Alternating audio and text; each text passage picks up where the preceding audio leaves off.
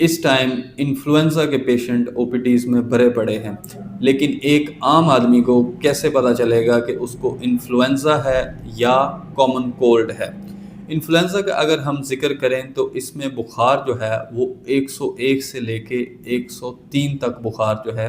وہ آئے گا، شدید قسم کی جسم میں دردیں ہوں گی، فٹیک ہوگی کہ آپ سے اٹھا بھی نہیں جائے گا، کھانسی خشک سے شروع ہوگی اور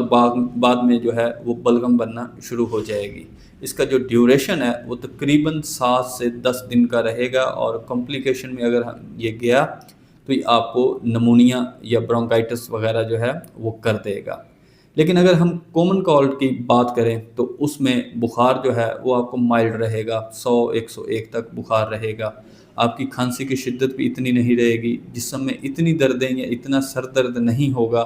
کہ آپ اٹھ بھی نہ پائیں۔ نارملی یہ 3 سے 5 دنوں میں خود ہی ریزالو ہو جاتا ہے۔ اگر کمپلیکیشن میں بات کریں تو بہت ریئر ہے کہ کامن کولڈ جو ہے یہ آگے کمپلیکیشن نمونیا یا دوسری کمپلیکیشنز میں جائے۔ تو جو ٹپیکل سمٹمز ہیں انفلوئنزا کے،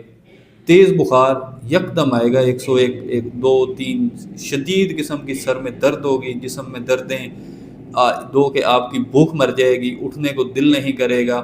اور یہ اچھا خاصا آپ کو تنگ کرے گا، اور گرم پانی اس کے اوپر اثر نہیں کرے گا۔ بہت شکریہ۔